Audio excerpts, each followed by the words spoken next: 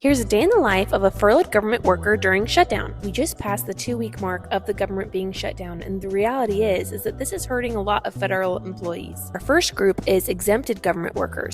They still have to go to work every day, but they're not getting paid for it. Can you imagine going into work every single day and not receiving a paycheck for it? And your bills are still due, your rent is still due, but you are not making an income. And if you call in sick, you could get in trouble. And then you have your group of furloughed employees. These are your workers who are just told to stay home and not work, period. If they want to keep their government job, they are not allowed to work a second job during their tour of duty hours. Rent. That is completely insane. I actually did not know that. People who are furloughed who are required to stay home, not work, not get paid, and they can't even go out and find another way of making any type of income. That is insane to me.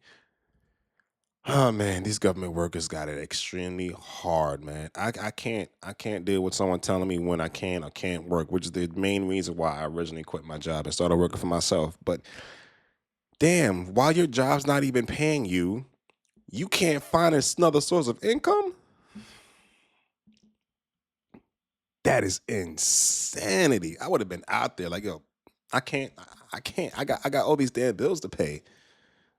Jesus Christ, man. And bills are still due for all of these federal employees. I've talked to colleagues and other federal workers online who do not know how they are going to pay their rent this month. We need the government to reopen, and the only way to do that is if both sides are willing to come to the table and negotiate. Issues over egos. And if you feel inclined, call your representatives to have them negotiate and come to a resolution.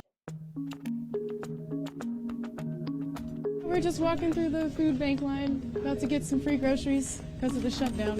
Today is only for federal employees and contractors from the federal government. I have never seen anything like going on like this, even with our regular food pantry. It's never been this many people. Capital Area Food Bank told CNN more than 370 households were served.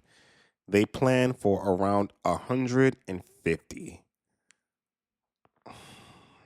That is insanity. And all this is because the Democrats are just holding out a few votes to pass the budget bill. Y'all keep wanting to blame Trump for this. I'm like, you guys know your U.S. government history and how the whole government works. The president does not get a vote. The president does not get a vote on this proposal, on the budget. He doesn't. It's being held up by Congress. It's being held up by the Senate.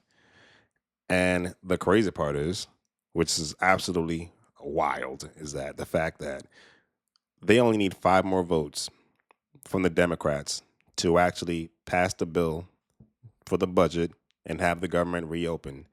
So what the Republicans did was they passed a bill to at least get the government programs funded until November 21st. And guess what? Democrats voted no on that too. It's basically like the Democrats are holding you people hostage. What they want is they want $1.5 trillion to be added to the budget.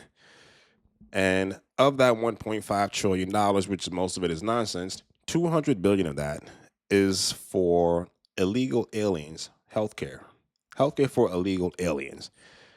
I understand why illegal aliens love this country so much, because they can just come into this country, they were let into this country, and they just get better treatment than a damn guest in your household. I mean, they in sanctuary cities, they were put up in the nicest hotels. I know y'all seen the stories of this woman who got $13,000 in food stamps, $4,000 in cash assistance. Let me say that again. $13,000 in food stamps and $4,000 in cash assistance on the taxpayer dime. In Chicago, they was giving illegal aliens houses, not housing, houses on the taxpayer dime. Now, what I don't understand, which is something that actually hit me today, is why do the Democrats want to give $200 billion to healthcare for illegal aliens who are currently being rounded up and sent back to their country of origin? Anyone in the comments? It's a real question, because I'm very curious to know. You know, we've seen lists, like literally lists of all the fraud and abuse going on in the federal government by Doge. This looks like it's one of them, because who exactly are they going to be funding this $200 billion for if the people they're trying to fund for are being taken out of this country? I don't get it. I don't get it at all. These damn Democrats are so crooked as hell. Let's continue. It's overwhelming. It's mind-boggling. I myself work for the Department of Agriculture, so yes, and I've run into quite a few co-workers here. I didn't think I'd be in a food bank line. I got a raise right before the government shut down. So She got a raise before the government shut down and never even seen that check.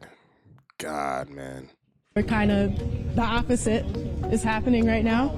I mean, it's really no words. It's like, wow, I can't believe I'm here, you know, because you always thought that getting a government job or, you know, a federal job, that's security.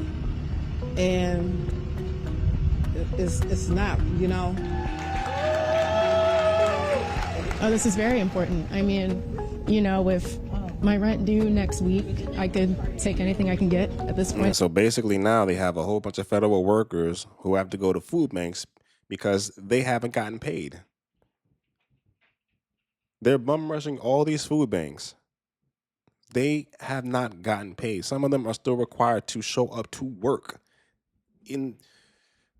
They'll get paid. They'll get their back pay afterwards, but by then it's probably going to be too late for a lot of these federal workers. Way too late, because I know some of y'all are already behind on your rent, already behind on your mortgage, behind on your whatever, your car payment or whatnot. You know, some of y'all are like literally one check away from ruin, and y'all don't ever think to like have a savings account, like an emergency fund, or nothing. Y'all just living paycheck to paycheck, and it's sad to say, but a lot of people are now facing the reality of what it's like to be one paycheck away from ruin. I haven't gotten a paycheck this month. You got to save every dime at this point. You know, with rent, car insurance, student loans, those are not stopping. Yeah, Jesus. And she got student loans. Like, y'all don't understand the severity of this, because this could ruin a lot of people's credits. A lot of people can get their credit ruined, and for some reason your credit score has something to do with your car insurance. So if you have bad credit, you pay more on car insurance, which I don't understand. So a lot of these people who are not going to be able to pay their bills are also going to get dinged on a credit, which is also going to raise their insurance rates.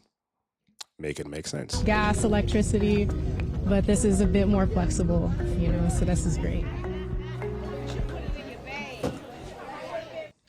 If I hear one more person or read one more comment that says, oh, you'll get paid when all this is over, I don't know why you're worrying. Getting paid when all this is over is not paying my bills today. We are dealing with the consequences of someone else's actions. So don't you dare blame me for not being prepared. Oh, you should have money in savings. Oh, you're a federal employee. You should be prepared for this kind of stuff. No. Disagree. You absolutely should have money in savings, because you just don't know what could happen. Absolutely don't know what could happen. You're not a fortune teller. You know, you need money for a rainy day. And the vast majority of people don't have it. I think is like, what, 50% or a little more than that, the population doesn't have $400 to cover an emergency. $400 to cover an emergency. And I think the other number is 78% don't have $1,000 covering an emergency. Like, oh man. That's where you're wrong. I shouldn't have to take out of my savings because someone else can't do their freaking job. Meanwhile, I'm here being essential, taking care of people, and I can't even do my job, but I'm the one getting yelled at and cussed out because still someone else's actions. Have some compassion.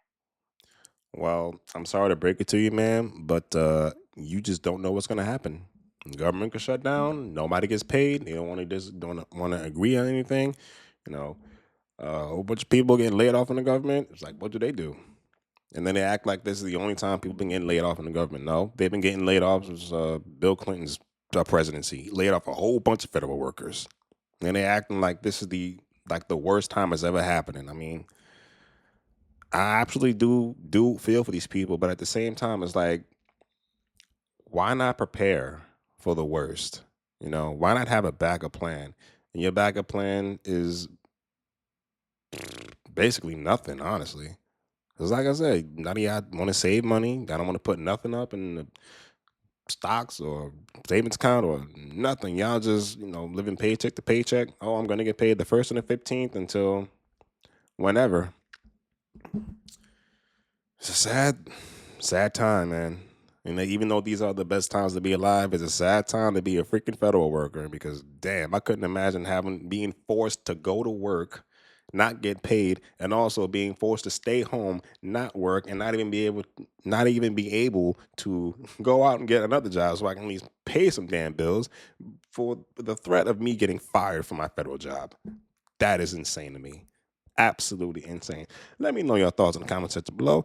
If you guys have any other videos that you want me to react to, send them to my email account. It is what's my email account? psfobbs@gmail.com.